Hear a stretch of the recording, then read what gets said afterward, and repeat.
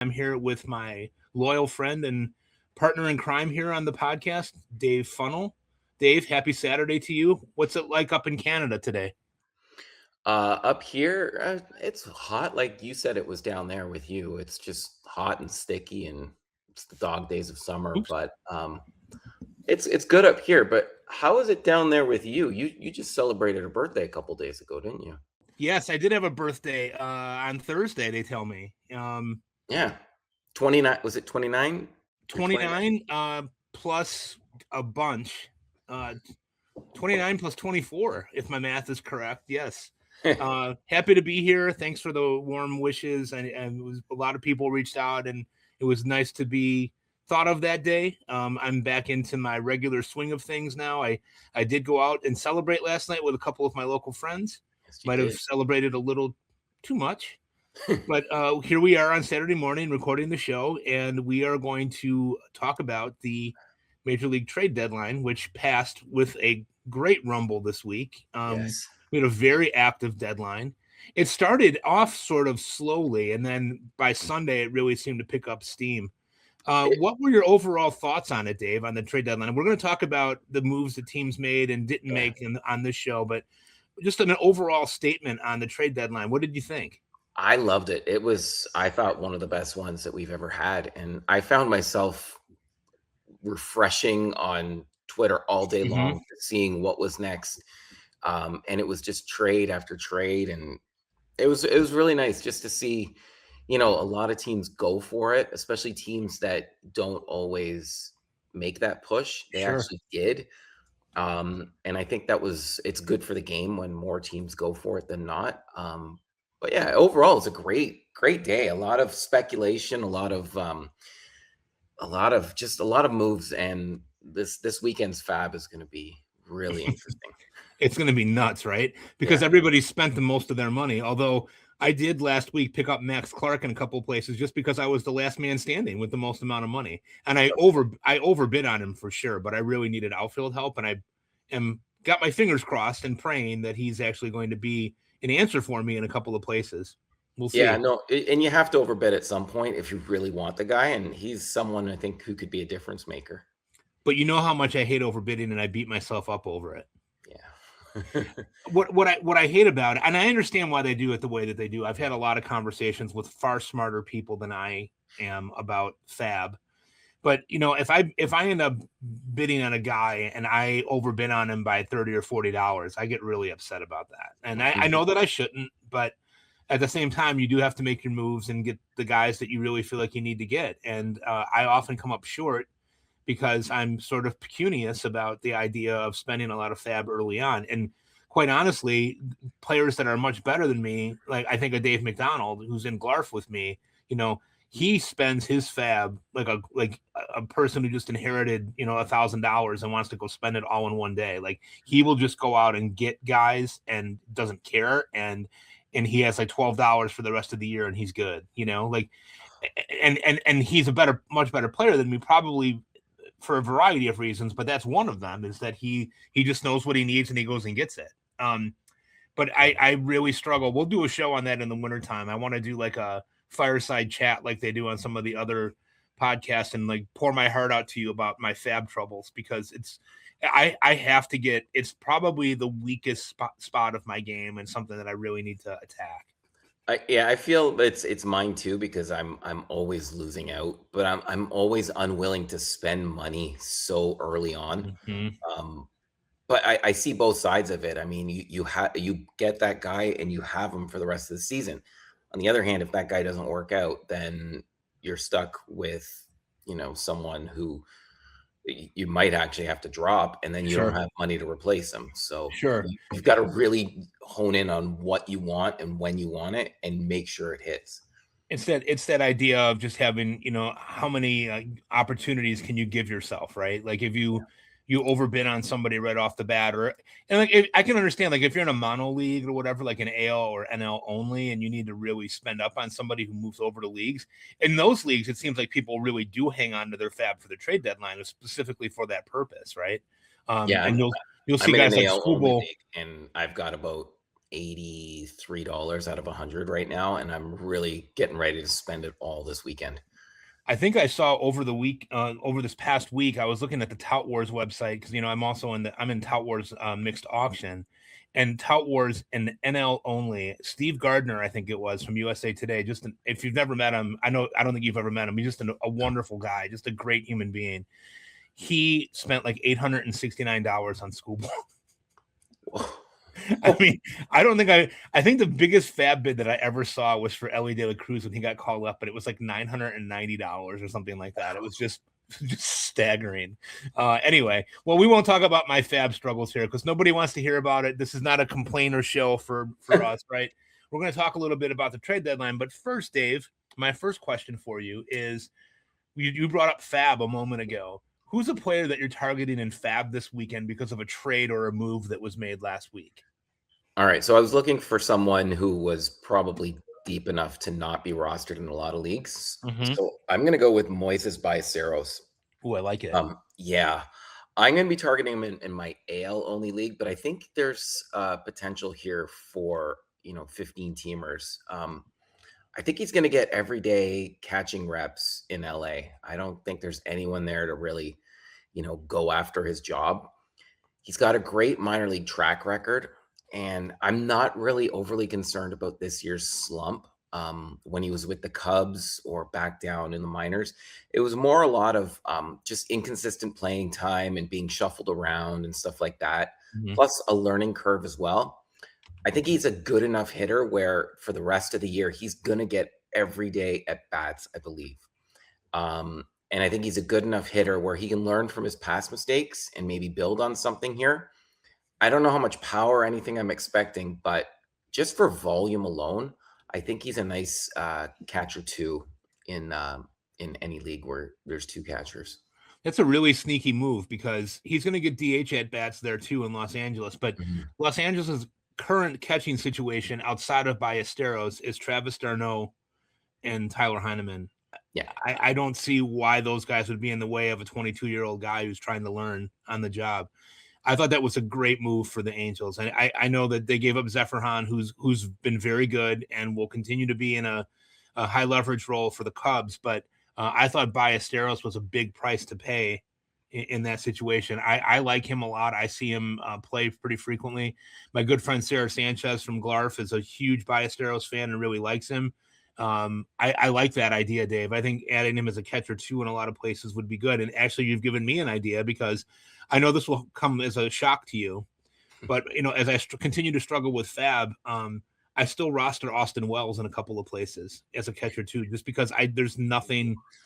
I know. See, you're pulling on your shirt and you're anxious when I tell you that. Like, I'm anxious about it too, pal. But Ballesteros, I think, would be a nice pickup there and probably not super expensive. Yeah, I can't see a lot of teams going all out at this point of the year unless they need a catcher. Yeah, if he'd be a great replacement for you, I think for Austin Wells. Yeah, I'm going to cheat a little bit on answering this question because the person that I chose is not somebody who was acquired at the trade deadline, but somebody who was promoted this past week, and that's Kalen Culpepper in Minnesota. Minnesota really has struggled at shortstop this year. They've struggled at a number of different places, but that American League Central is there for the taking. The White Sox, the Guardians, and the Twins are all pretty similar teams, seemingly about equal. I do think the Sox are better than both of those teams at this point, but they're not proving it right now. They haven't won this week. It's been a bit of a struggle, but I like the idea of Culpepper playing shortstop there. They called him up to play shortstop. They've been basically running with Ryan Kreidler at shortstop for the last couple of months. And that's just not been great. They got Brooks Lee over at third. They've got a combination of different guys playing first and third. Royce Lewis is playing mostly at first base. Josh Bell is getting DH at bats there. But I think Culpepper is a nice dual threat. He's got some power. He's got some speed. And I think that they're going to let him play, and they should let him play. So if you're looking for middle infield help, and Lord knows many of us are, especially in deeper leagues, Culpepper could be a nice target in fab this weekend. Yeah, I really like that. And they're going to give him an opportunity to play. And he's proven in the minors that he can actually play. He can do well. Like you said, he's a dual threat. He's got batting average to go, and he doesn't strike out overly, like too much, and he's got good patience at the plate. So Yeah. I think they're going to give him a shot here, and I like that actually. And you didn't really cheat because he did get called up and played a game. So technically, you picked a major league player. Yeah, and I did cheat a little bit just because of the fact that he was not acquired, essentially, right? So, Yeah. anyhow, I did cheat a little bit, so sue me. Okay, cool. All right, Dave, let's get into the moves that teams made at the deadline or didn't make. And we're going to start right off the top. We're going to go essentially in alphabetical order, not by league. Let's start with the Diamondbacks. The Diamondbacks acquired Lars Nootbaar from the Cardinals for a couple of prospects and a player to be named later. What did you think about what the Diamondbacks did at the deadline? I think they held true to their word for what they said they were going to do at the beginning of the year. They said they had a long-term goal in mind, and they didn't really go out and build on their first half success. And it felt like Lars Nootbaar was kind of just someone who was expendable in the sense that he didn't really belong in part of their rebuild. He was, older, and he's had his injury problems in the past. So I see this as it is. They were pretty stagnant, and I think they just want to see what they have going forward for the rest of the season. They're a pretty young team, and I don't really see them doing too much, in the standings or even if they make the wild card. So I think this was pretty par for the course for them. Yeah, the Diamondbacks have had a pretty good year, though, when you think about it. I mean, 62-55 right now. They're 7.5 games back of the Dodgers, who are obviously, one of the best teams in baseball, if not the best team in baseball. They really needed a lefty bat, and Nootbaar gives them that. I mean, if you look at their lineup, they have Corbin Carroll is the only lefty that plays regularly. I guess Kepler's playing now a lot, but, I'm not a big Max Kepler guy. So I thought that was a nice addition for them. Just it didn't cost them too much. It didn't seem, and he fits right in. Yeah. Moving to the Athletics, hard to see a plan here. I don't. If they have one, I don't see it. They just last night, interestingly enough, they let Dave Forst go from their front office. So he's out of there. What do you think about what they did? They didn't do much of anything, really. They didn't really do anything, and I don't even know if they really have a plan going forward. It's just they're just treading water. But they do have a lot of major injuries right now, so I can't really see them doing too much down the stretch anyways. It's more or less they're trying to play for the future, and what they did here was just they shed some salary, got rid of some older players, and just trying to build for the future. And it's got to be tough to be a fan of them, just to see them not even do anything at this trade deadline, but it is what it is. And I mean, I still think the future is pretty bright for them. Having been a fan of a moribund baseball team for years in the White Sox, I can say that there's a couple of guys on this team that I am excited about seeing in the second half with some runway. Jack Perkins is one of those. I think they just need to leave him alone. We'll give him a chance. Same thing with Mason Barnett. They've got some guys that have talent in that rotation. They have some young players that are fun to watch. Henry Bolte is fun. Soderstrom is starting to kind of come alive again. Lawrence Butler looks resurgent. Obviously, they've got a bit of a black hole behind home plate. I mean, they're using Jonah Heim and batting him cleanup every day, which leaves a lot to be desired. But I agree with your take on it. I think the Athletics have some interesting players there and guys that I'm really going to be watching in the second half. Yeah. Hey, going down south to Atlanta, the Braves did some tinkering at the deadline and really made, I think, some decent moves that kind of were not given a lot of headlines, but I thought were good things that helped the team. Yeah, they did all right, but I don't know if they did enough. They did get Tyler Mahle, and he looked really good last night. And he's quite an underrated pitcher, I think, in the sense that he'll quietly be productive for you when healthy. Excuse me. And they do need pitching. This is a team that has had so many injuries on the mound. I like what they did, but they didn't really go over the top. And I know they had a deal in place for DeGrom, and unfortunately they had to pivot because he didn't want to waive his no trade clause. Right. So Overall, I like what they did, but it's not enough to push them over the top, and I don't even know if it's enough to have them advance to the World Series because I think there's a few other teams that are better than them. Yeah, I agree with you, Dave. I think that where they're going to have an issue if they don't figure it out here in the next like month or so is with their starting pitching. Yeah. Do they have, when you look at a playoff rotation outside of Sale, who do you feel really comfortable with starting in a playoff series? Let's say that you're facing the Dodgers. I mean, are you going to run Bryce Elder out there? I don't know, man. I Yeah. don't I DeGrom would have been a huge get for them. I mean, that would have really been a huge thing for them to get, because then you'd say, yeah, you're in it. You got two older, starting pitchers that are veterans that are both really good. It would be kind of fun to watch, but they have Strider's done, Schwellenbach, God only knows. Ronaldo Lopez is hurt. AJ Smith-Shawver looked okay when he came back up, and they're going to use him for sure somewhere. But again, the same question holds true. Are you going to start those guys in game 2 of a playoff series? Like I just don't see it. Yeah. And it seems like they tried, it just didn't work out. Yeah, exactly. Okay, Baltimore had a very active deadline, and talk about a team that's hard to see the plan here. I was shocked that Adley Rutschman was available for trade and that they moved him. And I know that there's been a lot of debate about the package, and I'll let the people who deal with prospects talk more about that. I can let Eric Cross weigh in on that. He's brilliant with that kind of stuff. But make sense of it for me, Dave. What are the Orioles doing? I think they were sellers at the deadline, and it's been a disappointing year in the sense that, they went out to get Pete Alonso, and they hoped that their pitchers would take a next step forward and have a complete team, but it just really hasn't worked out that way. Right. And, as good as Adley is, the guy's had so many injuries over the last few years.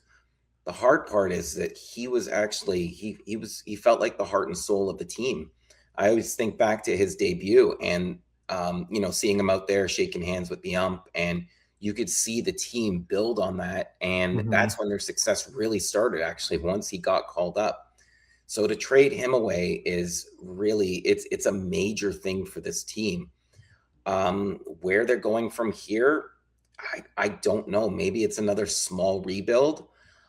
Maybe they, go in the off season and try and acquire some players, but they haven't really spent money wisely, and it's kind of in disarray.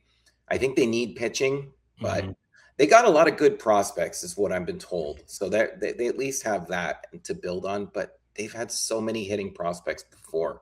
It just hasn't developed. So I'm not too sure where to go from here with Baltimore. I'm really disappointed with them. I was very hopeful a couple of years ago watching those young guys bloom, and thought, wow, they're going to be a fun team to watch for years with Rutschman and Gunnar Henderson and Holiday when he gets here and whatever. And it seems like all of those guys stagnated. They just stopped developing. Gunnar's had a pretty bad year, honestly. And we'll talk about that later in a different show, right? We started talking about it a couple of weeks ago about those guys that were going towards the back end of the first round and beginning of the second have been a disaster for fantasy owners, or fantasy players, I should say. Sorry.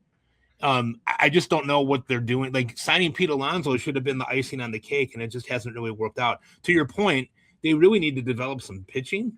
Yeah. They really have struggled with the idea of getting these guys to be better. I thought Shane Baz was going to be better this year. He's been pretty mediocre. He just doesn't seem to be taking that next step. And it seems like that's what happens with the Orioles, is that they get there and they're in the show, and then they just kind of stop developing. So it'll be interesting to see what they do next. Speaking of a team that is on fire right now and very interesting, the Red Sox made some significant moves at the deadline. I was a little bit bummed that they got Adley Rutschman and that my White Sox didn't. The White Sox were not willing to pay the price that the Red Sox did, and I get that.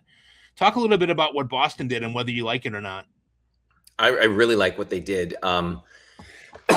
Excuse me. They continue to fill in these holes that they have, and it doesn't matter what happens. I mean, they trade away a promising pitcher for Curtis Mead. He gets injured after a couple of at bats, and they continue to win. and they just go out and they just trade for more players. And I like what they did here with Eric Miller. I like what they did with Adley. They finally have a catcher that can actually hit, like be an offensive weapon.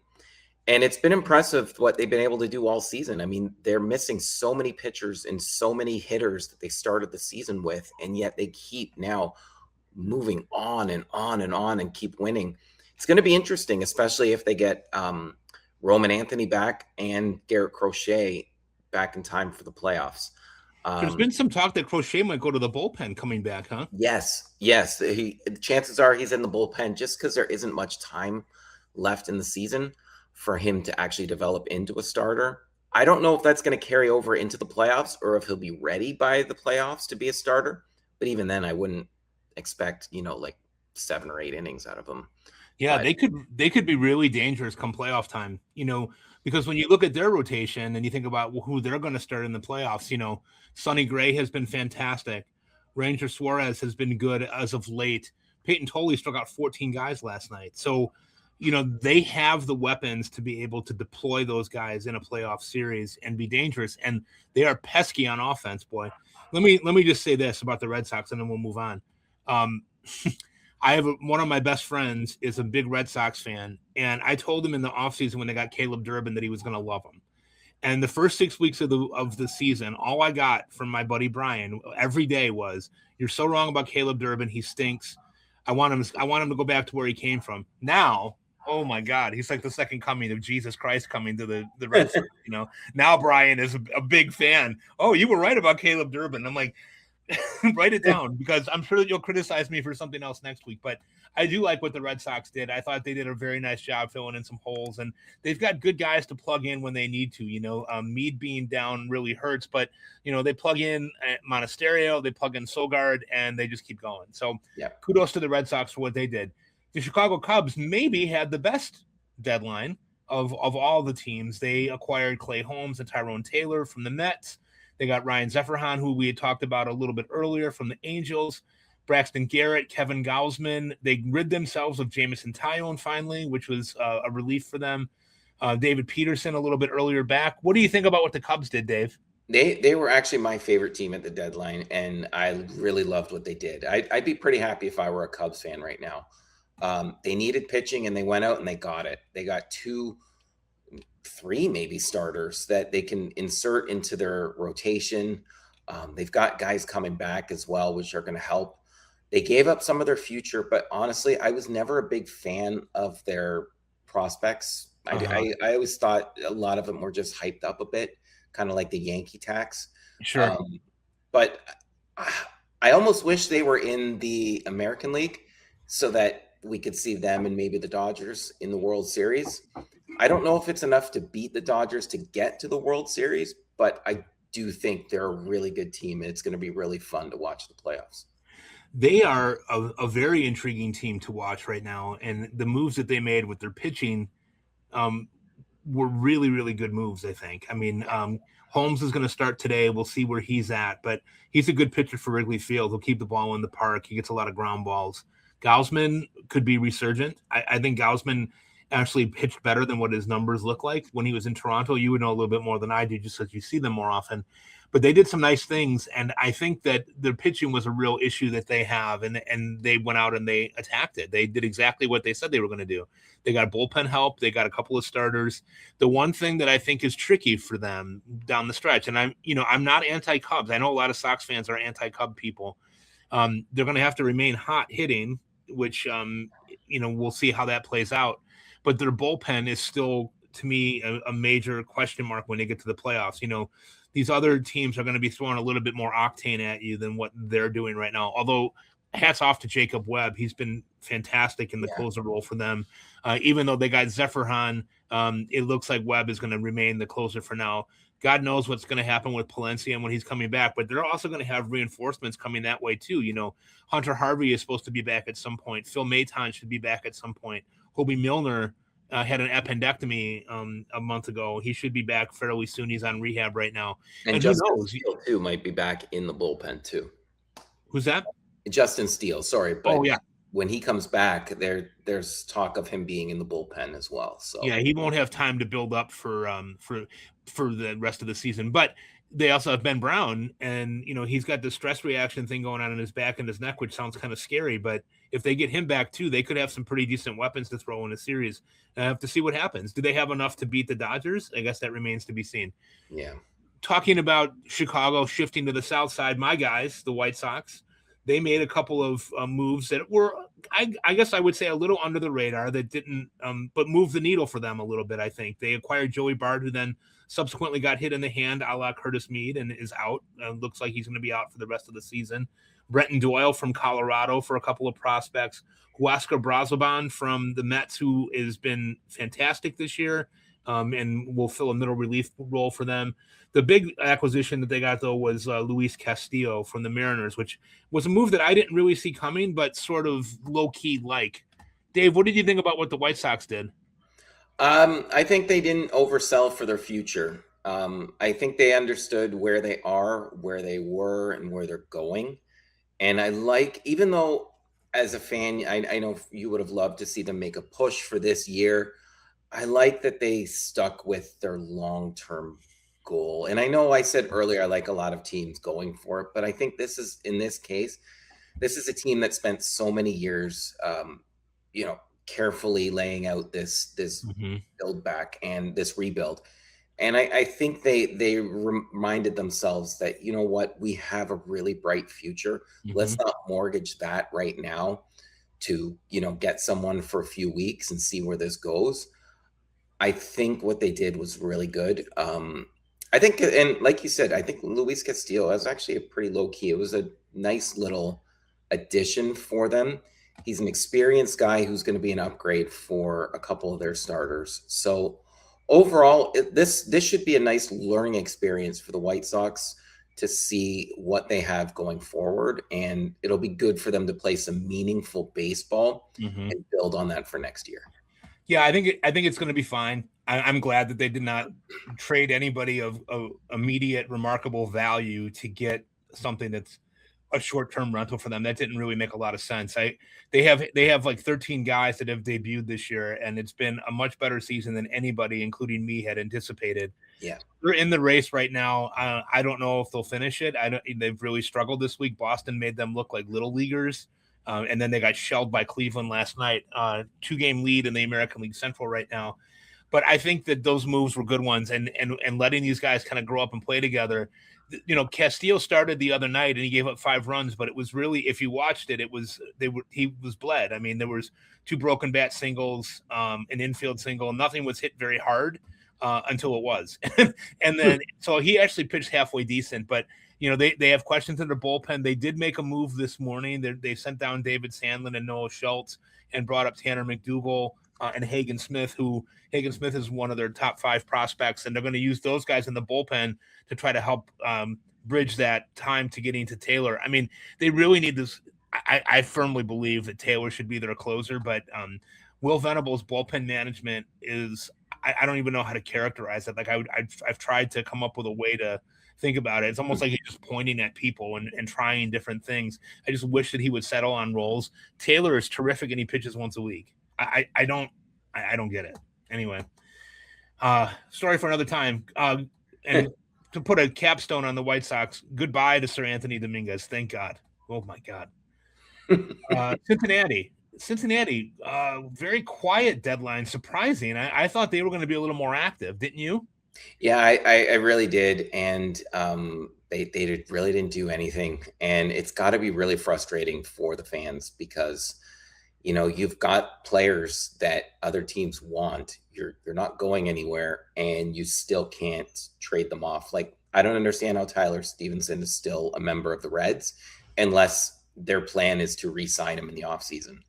I thought they would trade away Hunter Green, but then we found out this week that he needs surgery on his elbow. And he's going to be out for the foreseeable future. So I guess that's why they didn't make that move. Right. But it's just a team that seems happy to be less than mediocre. And that's not good for the fans. Yeah, they're 56 and 59 after showing some signs a couple of weeks ago that maybe they were resurgent a little bit. But there's a lot of guys that remained on this roster that kind of leave you scratching your head. Eugenio Suarez, why? Why is he still there? Yeah. Why did they not trade Blade when they had an opportunity to do so? Brady Singer, another one I thought for sure would be on his way out. Stevenson, as you mentioned astutely. It's hard to see what their plan is. I know that they they did call up Chase Petty the other day and stick him in the rotation, and Rhett Lauder's in the rotation now. So I guess we'll see if those guys get some runway here as we go into the season's second half. Just very surprised that they didn't move on from any of these other players that they have, or even some of their bullpen pieces too that would have had value. Pierce Johnson, Brock Burke, those guys had value somewhere, but I guess maybe they just didn't get their price. Just something, trade something.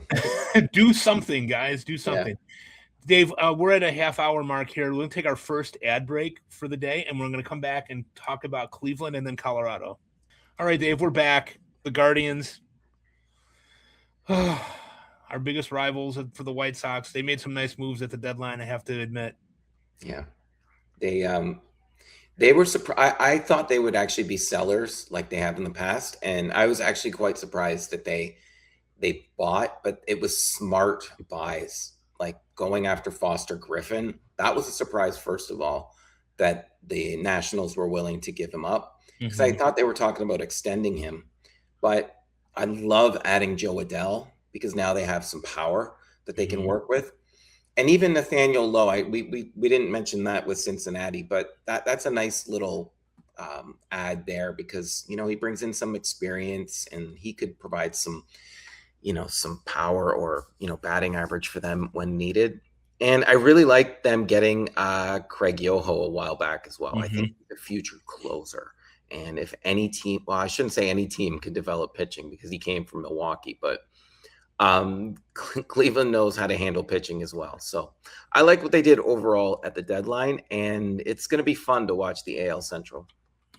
Yeah, fun for you. I don't know how much fun it's going to be for me.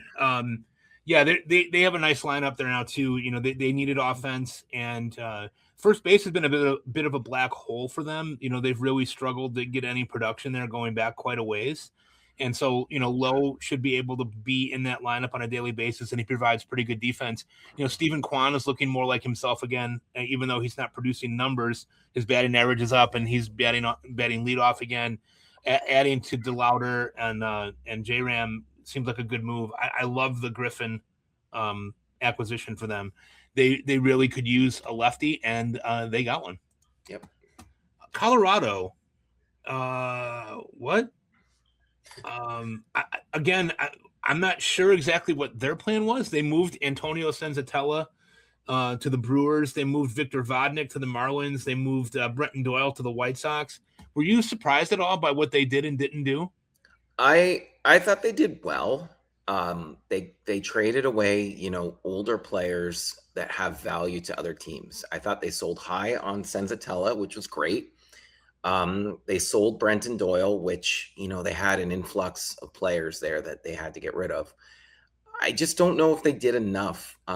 They still have a lot of players there that they're going to have to figure out playing time for. And it's going to be interesting down the stretch. Maybe this is more of a, let's see what we have right now. And then for next year, we can, move other players that don't work for us and keep who actually does. Yeah, I was a little surprised. I thought they'd do a little bit more just based on the fact that they're being run by a different group of people now that seems like they have a plan and know what they're doing. It's hard to see what the plan is right now, but I think you're on to something. Let's see what these guys have and if they can play. Surprisingly, they signed Mickey Moniak to a 2-year extension. I thought for sure he would be somebody that would be on the move, but they apparently want to keep him. They like him well enough DHing to keep him there. Cole Carrick looks like he's a fixture. Jake McCarthy has looked all of a sudden like he's an all-star, and I don't know if that's sustainable and real, but he's been great. So it's hard to see exactly what the plan is there, but maybe you're right. Maybe they're just going to see what they can get. I low-key like the Norby pickup, and I think he needs a clean slate, and Colorado might be a good place to get that. Yeah. Detroit. Well, they traded their best guy. They've struggled. a team that was considered to be the favorite to win the American League Central is 56-60, but they're only 3.5 games out of first place in a very weak American League Central. They traded Skubal. Did they get enough for Skubal? Maybe. I don't know what other teams were willing to do. I know that Milwaukee wasn't willing to give away trade away a lot of their top prospects, whereas the Dodgers were. They traded away, one of their top outfielders and maybe one of their best prospect pitchers. So I know they also wanted a pitcher in return, and I guess the Brewers weren't willing to give them a pitcher in return. So I think they did enough. It was weird that they did the trade on a Saturday and not wait until Monday, because perhaps, the Brewers could have, upped their offer a bit. Losing Skubal and losing Mize is a huge hole for them to overcome. And it's putting a lot of belief in what they have right now is actually going to pan out. So they restocked their minor league system, which is great, and they can go from there. But it's tough. It's tough because a lot of fans thought that they were going to, win the Central this year, and now they've lost their two best pitchers and are scrambling to maybe make a wild card. But even then, that seems far-fetched. Yeah, they seem like they're kind of stuck in neutral here. Trading Skubal away, and they got good prospects. I know he's a rental, but the Dodgers will probably look to sign him long term, right? I mean, I don't know if they actually will or what his plan is. Skubal's kind of an interesting guy, right? He's very cerebral. Who knows what he's going to really want to do in testing free agency? The Tigers lowballed him. First off, we know that. Yeah. Offered him a very poor contract in the wintertime, and now they're stuck with Jackson Jobe and Drew Anderson being in the rotation for the time being. And Jobe is starting tonight, first time back since he had the surgery last spring. It'll be fun to kind of watch what he does, but they're kind of looking like they're going to finish as also rans. Although last year when they made moves at the deadline, they got hot right after that and ended up getting to the playoffs. So it remains to be seen. I'm interested to see what Jobe does. I thought they could have gotten a little bit more than what they got. River Ryan to me doesn't excite me for them. I was hoping that the Brewers would get him because the Brewers are my National League team, as you know, and I really wish that they would have upped their offer. It does sound after the fact that they did offer Lara, but did not want to part with Logan Henderson, which I completely understand. Logan Henderson's part of their future. Okay, moving to Houston. What are they doing? I didn't get it. I don't think they did much of anything. I read that they were trying to look for an outfielder who's a right-handed batter. So they did try, but other than getting Varsho, really, they didn't really do much, and they traded away a lot of their pitching as well over the past week. And I don't know.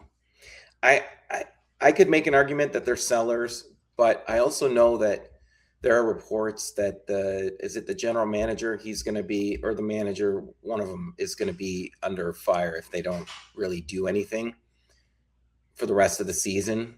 So it didn't really feel like he was fighting for his job there to actually keep his job.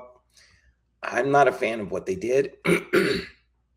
And I think the rest of the division benefited from them not making any moves because I don't see them actually making the playoffs. Yeah, very odd team to me. I don't. It feels to me like a collection of spare parts besides some of the guys that they have, like Pena, obviously, and Alvarez are terrific. Altuve's kind of starting to show the signs of age at 36. The pitching, it leaves a lot to be desired.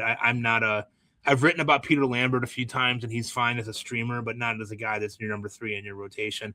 I am interested to see Hayden Wesneski back and see what he does with an opportunity. But they seem to kind of be treading water too. And I'll be really honest. I don't really want them to be good because I don't like this team. I haven't for a long time, and I'll be very vocal about that. If you get caught cheating and then get slapped on the wrist, they should have gotten a bigger penalty than what they did. But now I'm sounding old. so I'm going to stop doing that. Kansas City, disappointing season for them as well. There were many people that expected Kansas City to kind of be in this mix, and people picked them as a dark horse sleeper candidate to win the American League Central. They're currently 48-69, and going to finish in last place in the American League Central. Their deadline was not super interesting, and I was a little bit surprised. I think I was. How about you? Yeah, they sold, which was fine, but I don't know if they ended up selling enough. I feel like they should have really gone for a rebuild and maybe restock their minor league system, which isn't really one of the best.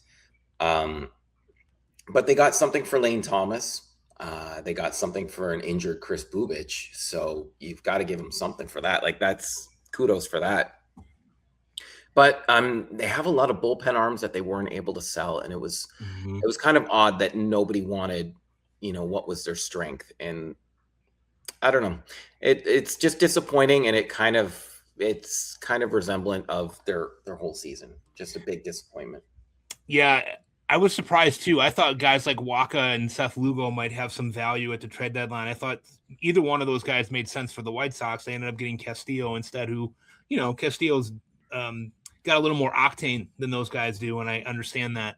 But they didn't move any of their bullpen guys, and now they've moved Daniel Lynch the fourth to the rotation, which might be interesting in some leagues. He's been great in the bullpen, although his strikeout stuff is not quite there.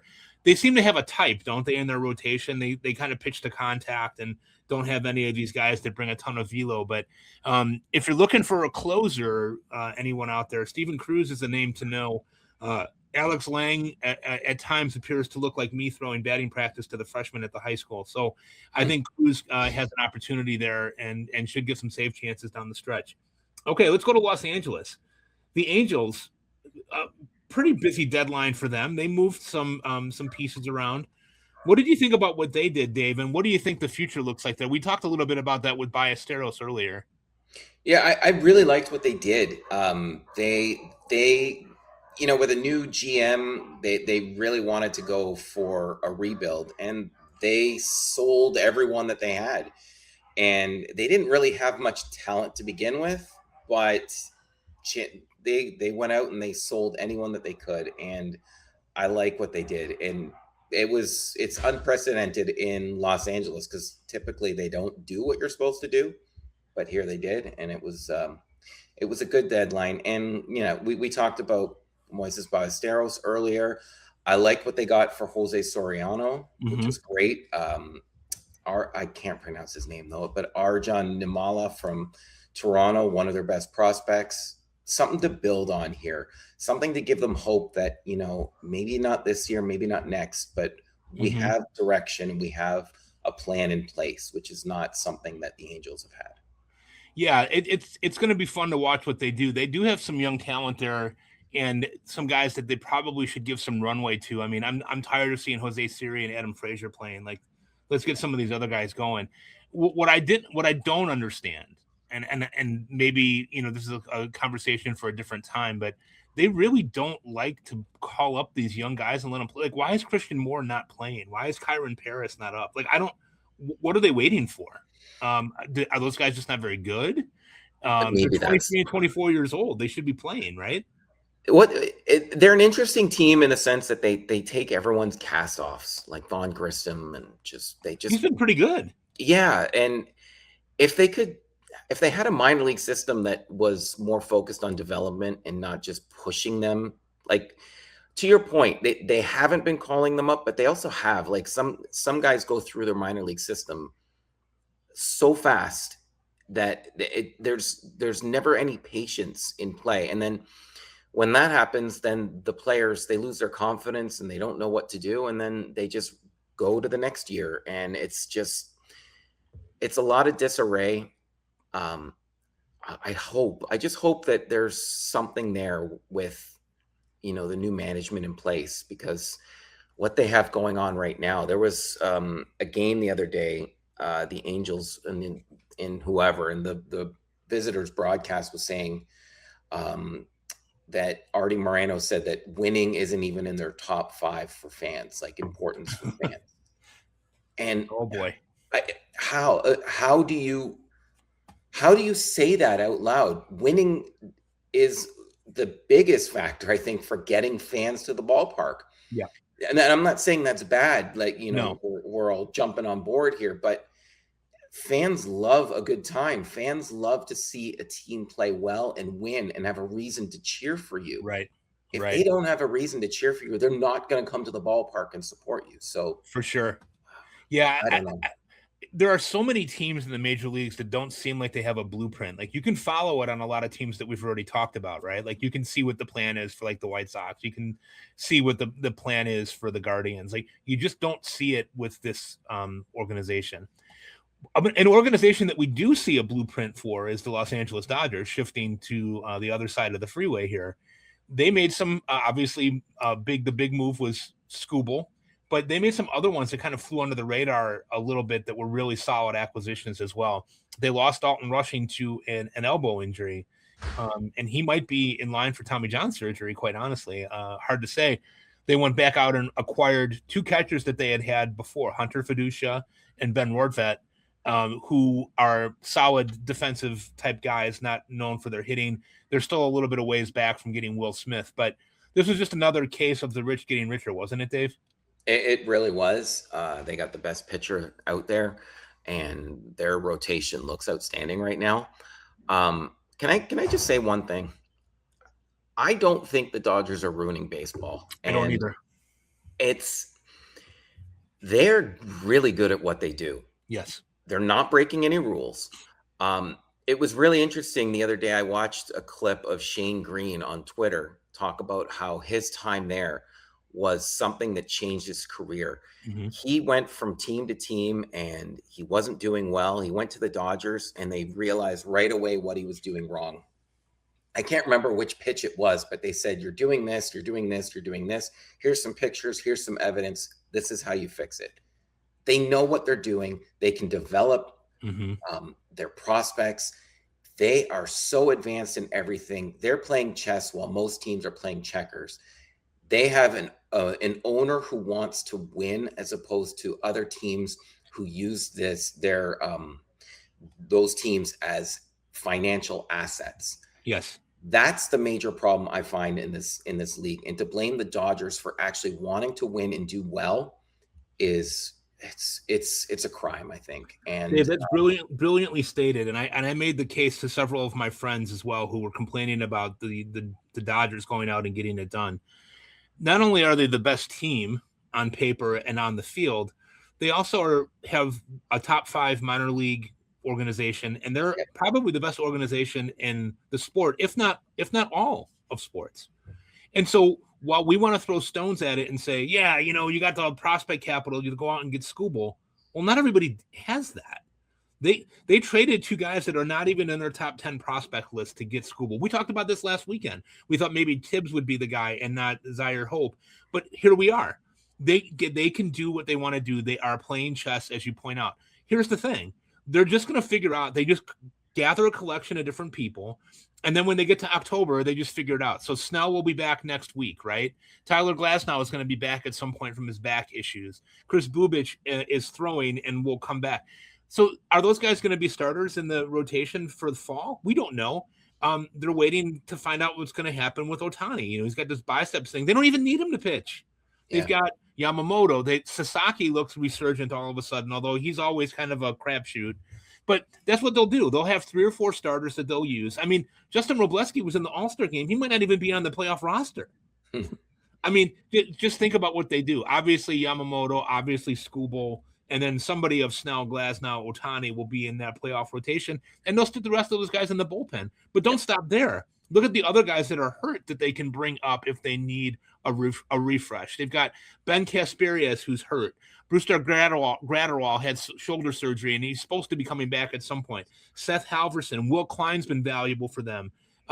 Brock Stewart, Trinan. It's just an embarrassment of riches, but it's because they're so well run. That's why that ends up happening. They're that team in your fantasy league where that whoever's running that team knows every manager's tendencies. They know every manager's needs. They're out there actively making those deals, communicating with others. They're picking up players ahead of time. They're seeing everything. They're that. And to get upset, you should only be upset at yourself for not Right. doing it first, not at the Dodgers for actually doing it. Very, very, very astute commentary, Dave. Moving to Miami, I liked a little bit about what they did. I'm not sure trading Hicks away was necessarily the best move, but they got a pretty good ransom for him. What did you think about what the Marlins did? It seems like they're kind of always moving people and then restocking. Yeah, it was the Marlins way. They traded away 2 bullpen arms, but they got 2 back and they restocked their farm system. So they found a way to, trade away 50 cents, but they got 10 dimes and maybe throw in a couple nickels on the side. It's just the way that they do it. Overall, it was good, and I'm glad they didn't trade away their big name players who they were rumored to be trying to deal away. Shifting back north, Milwaukee had a little bit of an odd deadline. They were talked about in the Scooble sweepstakes. They ended up making a couple of different moves, lower interest, perhaps, I guess you would say. They got Dustin May and Jojo Romero from the Cardinals. That was a trade that I liked for them. I know people don't think Dustin May is a world beater, but he's actually pretty useful. They also acquired Antonio Senzatella from the Colorado Rockies and a couple other moves there. But what did you think about what they did? Was a little less than overwhelming. It was, because I think they were, like we said, they were one of the teams that should have gone all in for Scooble. But like we said, they didn't really want to trade away their biggest names. I think they may have overpaid for Dustin May. Now, I'm not one to speak on prospects, but from what I've heard, what they gave up to St. Louis was a huge haul. So it's almost as if, well, we didn't get Scooble. Who else is out there? Oh, it's Dustin May. Okay, let's give what we need to do to get him. But it'll be interesting because they're a really well put together team with one of the league's best managers. Hopefully, they can stay healthy enough and utilize all of these arms that they have. But it'll be interesting to see if they can compete and contend with the Dodgers. Seems like they're going to a 6-man rotation in an attempt to keep Miz and Henderson and Harrison and those guys fresh. Yeah. As they start to approach the playoffs. I'm always rooting for them to push forward. I thought that the Senzatella and Romero acquisitions were really solid for them. Their bullpen is already among the best with McGill and Uribe and Ashby at the back end. But adding Senzatella and Romero gives them other weapons that they can use in the playoffs to extend, get to those guys and extend to the back end of their bullpen. Pretty interesting stuff there for Milwaukee. Minnesota, the Twins, interesting. Decided to kind of go in on this. They ended up acquiring Jeff Hoffman, Dean Kremer, and AJ Minter over the course of the few days leading up to the deadline. Surprised about the Hoffman addition for them. I thought, I still think that he will close. I know Yandris Gomez has been wonderful for them and has gotten the last 2 opportunities, but I really, really like Hoffman. I always have. His stuff is just electric, and if he controls the walks, he's a huge weapon for them. What did you think about what Minnesota did and didn't do at the trade deadline? Yeah, I was pretty surprised that they actually went in and they filled what I thought was their biggest hole, was just they haven't been able to develop relief pitching and keep them here. So, to get Hoffman, Kramer, and AJ Minter, that's a pretty good trio to actually go for it in what could be a winnable division. It just felt like someone going in on their last quarter and at the slot machine and actually it paying off. So kudos to them for going for it. And their minor league system is strong enough where if this doesn't work out this year, it's not the end of the world, and they can maybe come back even better next year. Yep. Minnesota always kind of in it. I think, those are very understated moves. Kremer is a really good pitcher, and not great for fantasy purposes, but he's good in reality. So that'll be fun to watch them down the stretch. The Mets, speaking of a team with a blueprint that broke, they moved a bunch of guys around before the trade deadline. Holmes, Taylor, Luke Weaver was another one that got moved to Pittsburgh.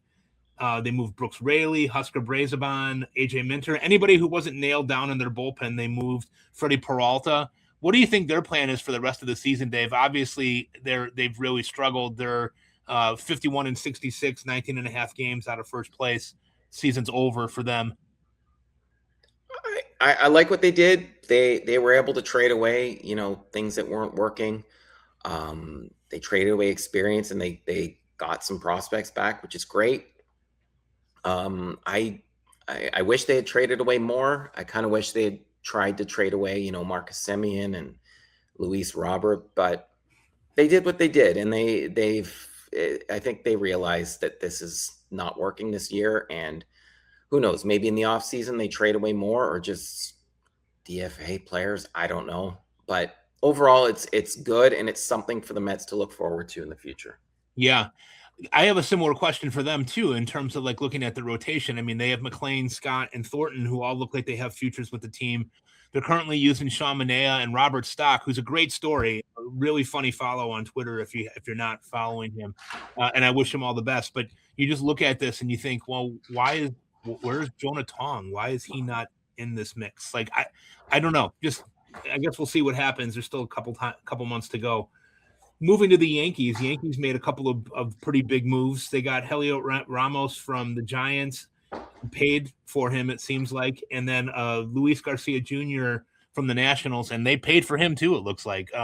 What do you think about the Yankees, and do you think that these are enough moves to strengthen them down the stretch? I like what they did. They got two really good hitters, and I don't think it's enough, because I think they had more holes than they were able to fill.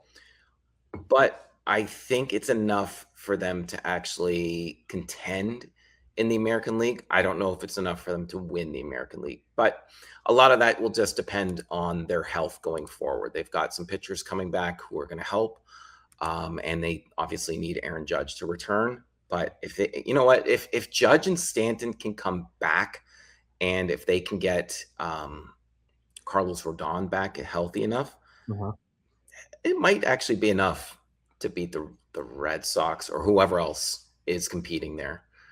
Yeah, they definitely have the pitching depth to be able to compete in a series if they have Rodon back with Fried, Cole, Schlittler. Sorry, Cam, Schlittler.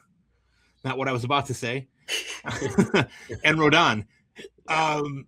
Will those guys hold up? I mean, Cole's 35, going on 36. Fried is 33 with a lot of miles on that arm. Remains to be seen what happens there. I wonder, kind of out loud, they brought up George Lombard Jr., who looks like, defensively at least, he's going to be a great player for them there. I think they're done with Anthony Volpe finally. It's taken years for them to realize that he's not Derek Jeter. And I wonder if what they do is, if they get Stanton and Judge back, if they get Rice some reps behind the plate and bench Wells, who's just been terrible. I know defensively he's very good, but his hitting has been horrible this year. I wonder if that's a move that they could use too. It's not a trade deadline move necessarily, but it would be something that might pay dividends for them.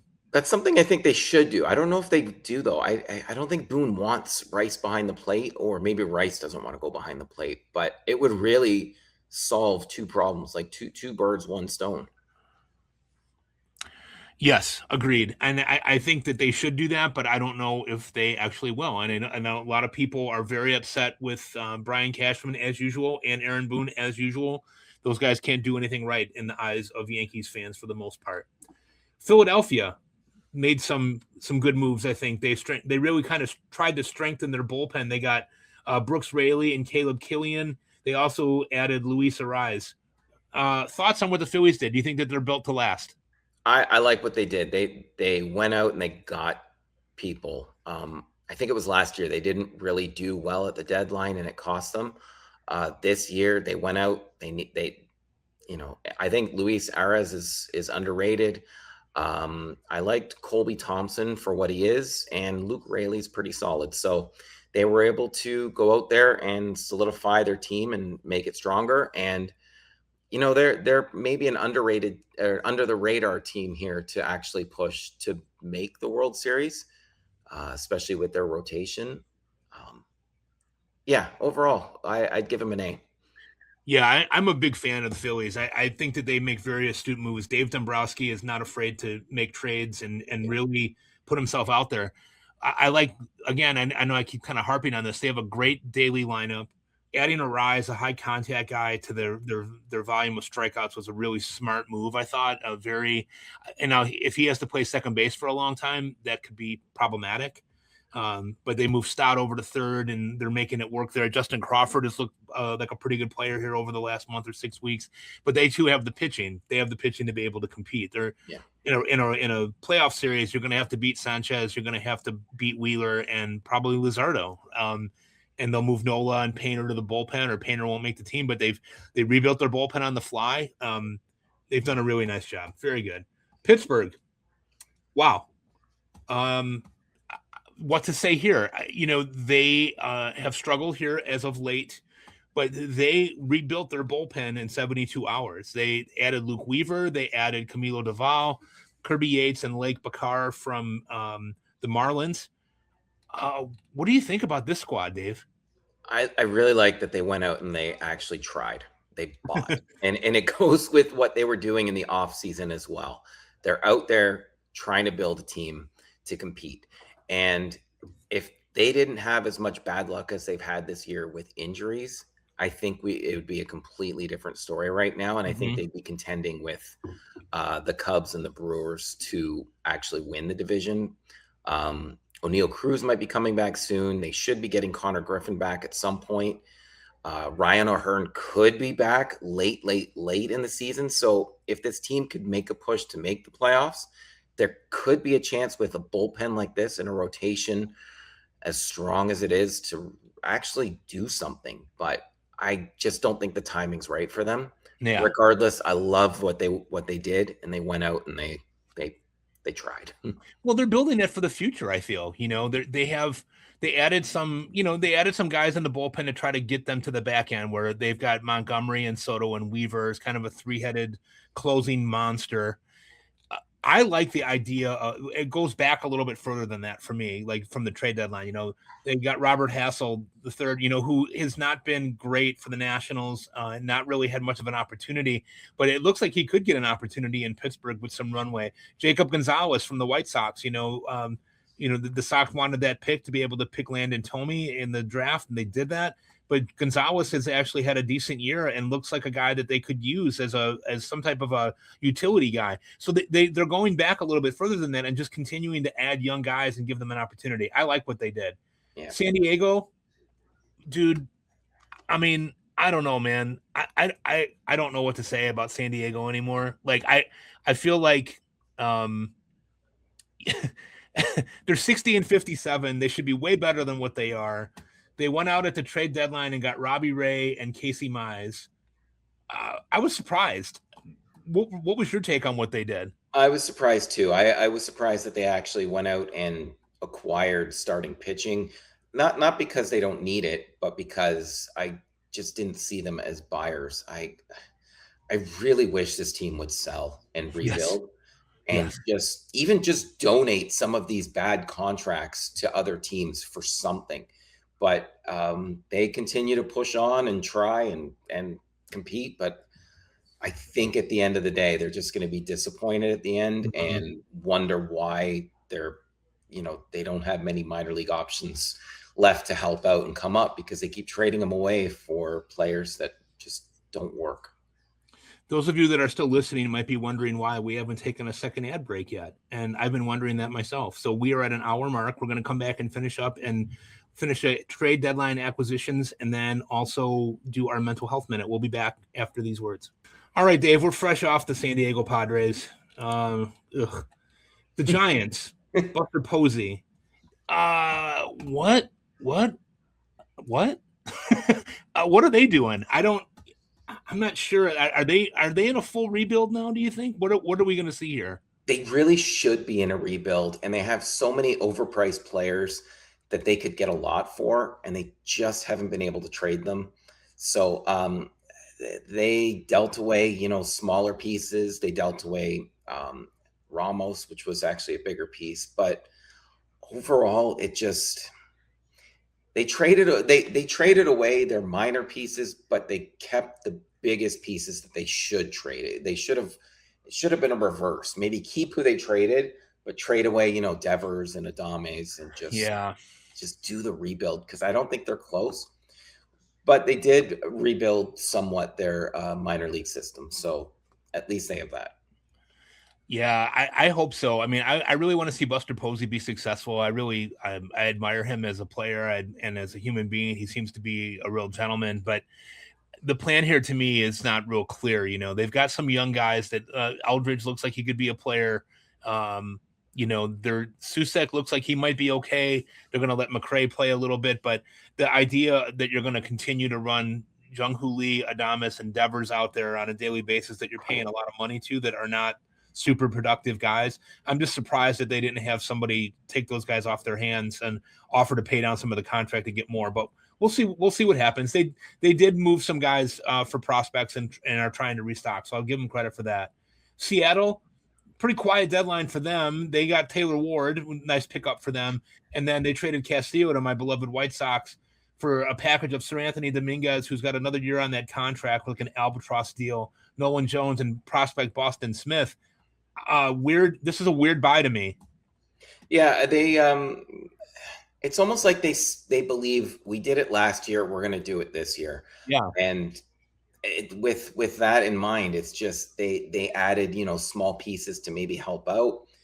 I like that they were able to trade away Luis Castillo, because I don't think he was happy being part of the 6-man rotation. Mm-hmm. And I think he was actually the one who was causing the most problems when there were, piggybacking and all that stuff. So I think they did well trading away there, but not nearly enough to help out for what they need. They just need more hitting. And I don't think they've done enough to actually make a push down the stretch here. Yeah, I think getting Ward is a nice get for them. He's a veteran. He's a pretty good hitter. He gets on base. They're going to use him in the leadoff spot and have him play right field. They did get Brendan Donovan back this week finally after what seemed like years of waiting. He had hit a couple of home runs before he went down. I don't know what they're going to get out of him now and if that's going to be enough.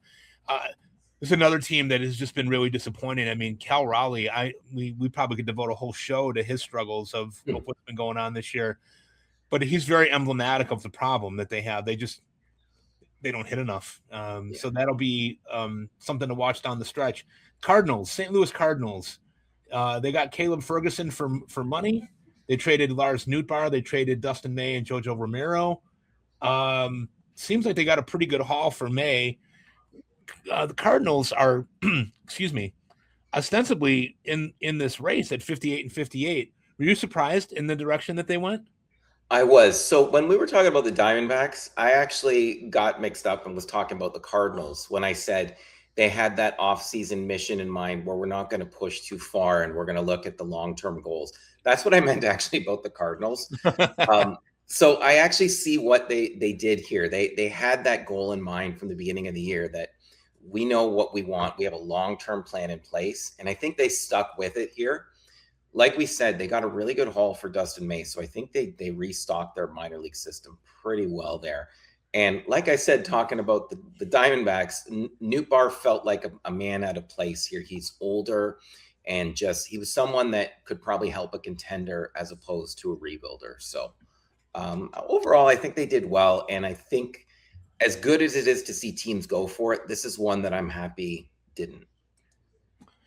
Yeah, they definitely are seemingly making a build for the future. I'm rooting for them. I would really like to see, selfishly and baseball wise, I'd really like to see Matthew Liberatore kind of take off here in the second half. He had a really good start earlier this week, which he went 6 innings and struck out 7, only 1 walk. I like him a lot. Somebody that I targeted for the second half in a lot of leagues that I'm in. But yeah, St. Louis did some good stuff there, I thought. Tampa, God, I love Tampa. I love Tampa Bay. I love what they do. Another great organization. They got Tyler Wells to put into their bullpen. They got Liam Hicks to put into the lineup. They got Freddie Peralta to go into their rotation. I can't say enough about these guys. I think they too are another organization that's playing chess while other people are playing checkers.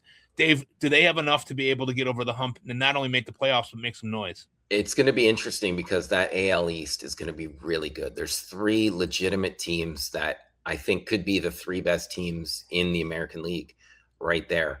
So they did what they needed to do to keep up with that. I mean, if they can turn around Freddie Peralta, and they might be able to, um, they've got themselves there a legitimate, close to an ace.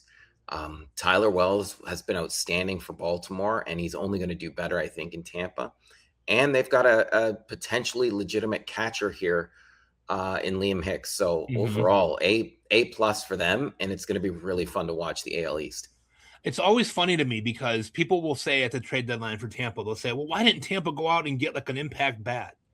They love to platoon, and they've got it down to a science. I mean, if you were before the season, if someone had told you that Tampa Bay was going to get meaningful contributions from Victor Mesa Jr., Johnny DeLuca, and Ryan Velade, you would have said, oh my God, they must be having a terrible season. Yet here we are, where they are in first place at 69-46 in the division. And really, the Yankees are 4.5 games behind, but it feels like they could be even more. Yeah. Shifting over to Texas, not sure what to make out of this one. I know that DeGrom, did not waive his no trade clause. He's got full no trade protection there. He didn't want to go anywhere. They traded Josh Smith and then got Chase Silseth and Logan O'Hoppe. Not sure what the plan is here. I think they had a plan that, we're going to rebuild here. Let's trade away DeGrom. Maybe we can trade away Eovaldi and go from there. But with DeGrom waiving that no trade clause, they were kind of in a bind where they couldn't really do anything. So I know DeGrom believes that they can win there, and maybe they can if they can retool in the offseason. I like getting Logan O'Hoppe. I think a new organization, I think he can turn his career around. And I've heard good things about Chase Silseth, but I can't really speak too much about why he's going to be great. So overall, it was okay, as long as in the offseason they have a plan in place that they can just, actually try and compete. Yeah, they're running Nicky Lopez and Elias Diaz out there every day. That's not so good. Yeah. But they're a team too, though. And if they put together a 7 or 8 game winning streak, they're kind of right back in this mix.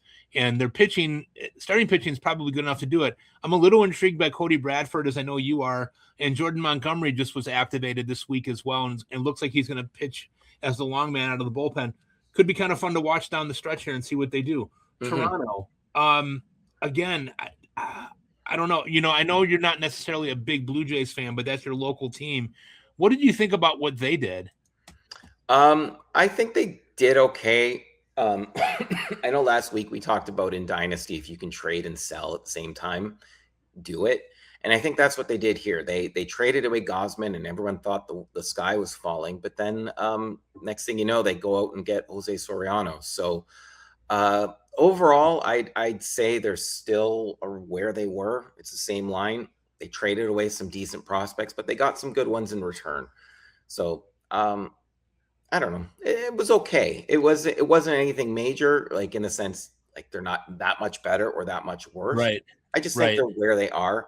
I kind of like the Jameson Taillon addition as well. I don't know if I got a soft spot for him. I just kind of always liked him. So, fellow Canadian. Yeah, I'd like to see him get another shot just to turn things around. But overall, I'd say they did well. I was surprised a little bit. I think adding Soriano to Cease gives them a really good 1-2 moving forward. Maybe not so much effective for this year, but moving forward in the next year.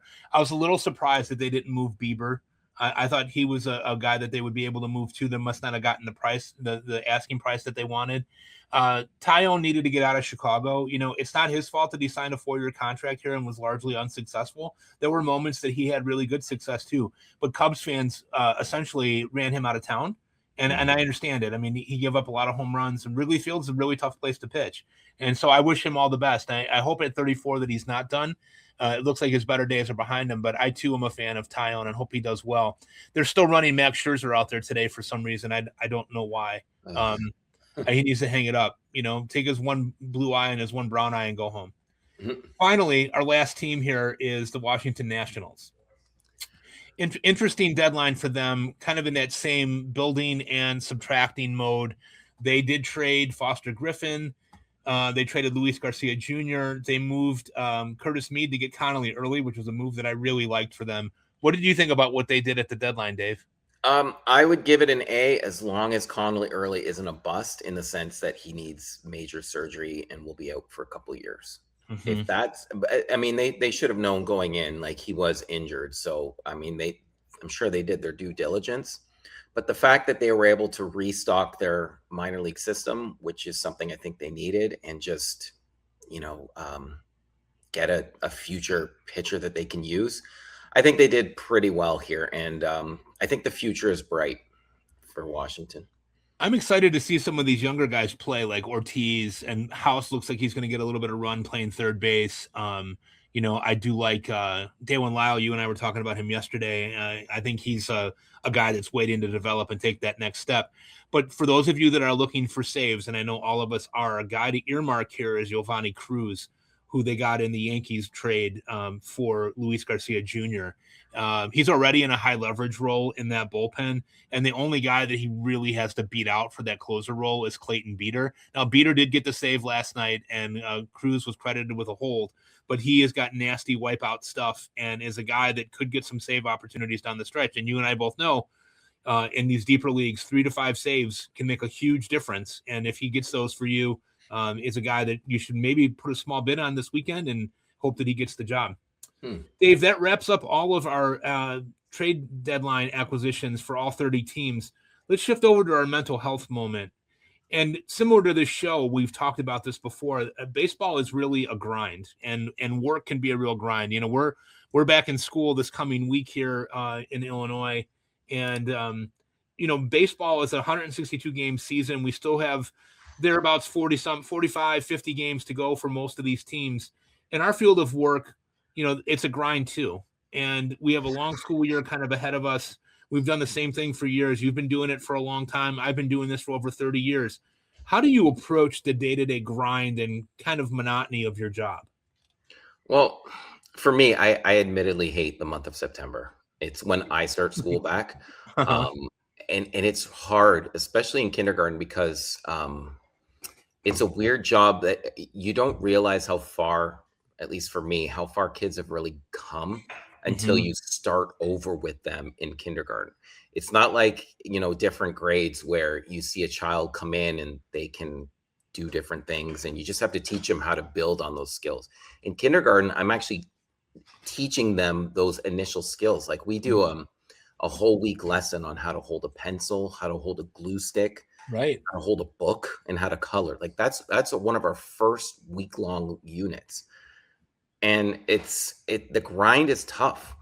And it's tough in the sense that you show up and every single day it's, oh yeah, we're doing this again. Oh, we've got to go back to this. So what I find for me, first of all, I try and remember what needs to be done, but then I always try and find holes in a schedule to try and have some fun. So like in kindergarten, it's, we go for walks, read a story outside, join another classroom, do stuff like that. And I think that's important in any job is know what needs to be done, but see if you can find small divots of ways to make that job more exciting. Like, if you work in an industry where customers are there, find those customers that you see more often and maybe have a conversation with them.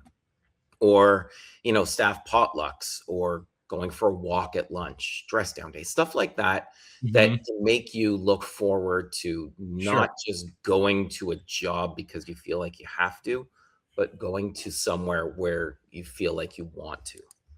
That's a great statement, Dave. I love how you said that. Similar, I've been doing the same job here. I became the principal of this building in 2012. And so I've been the principal now. This will be my 14th school year as principal. And my role is changing a little bit this year. I'm going to be starting to do some training for, the director's position, which is like the equivalent of a superintendent position here down the road. That's not happening immediately. So I'm excited about that. But the thing that I always try to remember on a daily basis, because it is a grind, and when you get into the middle of, November, after I get back from Arizona, when I go down to first pitch, I always kind of feel that crunch there. Like I get tired and want to be able to give myself that break. But I had a wise person tell me one time that you have to kind of live where your feet are. And so every day I start off with some mindfulness and just remind myself like what I need to do that day, what the priorities are for that day. and it is a grind, and there are a lot of things that need to get done. But if I can just stay in that moment where I'm at and keep my feet there and stay grounded where I'm at, I have a tendency to have better days and more productive days when I do that. And I do too remind myself that the job that I have, as difficult as it can be sometimes, is a gift. I work with remarkable people. The kids are challenging, but also really wonderful. And I really love that part of my job, being able to kind of share in that with them on a daily basis. And so at the end of the day, I feel like our 50 students and the 14, 15 people that I work with, it feels like this kind of odd, extended, dysfunctional family in a way. And I take that responsibility really seriously. And so I do try to remind myself of that on a weekly basis, of being lucky to be able to do what I like to do, even on the hard days. And so I try to stick with that. Now, you and I both have a lot of 12-hour days that come into the job, and we would not want other people to have to do that. But that's where we are, and that's the profession that we chose, and we're here. And so it's time to start the school year again. I'm not 100% ready, but I feel good about starting year 32 in special education. 32. Year 32 coming up, year 14 as principal. So let's go for it. Let's do it. Dave, any final thoughts? Wrap us up with our quote of the week before we get out of here. Yeah, it was tough to find a quote about grinding and scheduling and all that stuff, but I did find this, and it's not even from a baseball player, or maybe not even about baseball, but it just says it looks like it's from Linz Keaton. It's called, "We plan our lives around a schedule that changes the night before."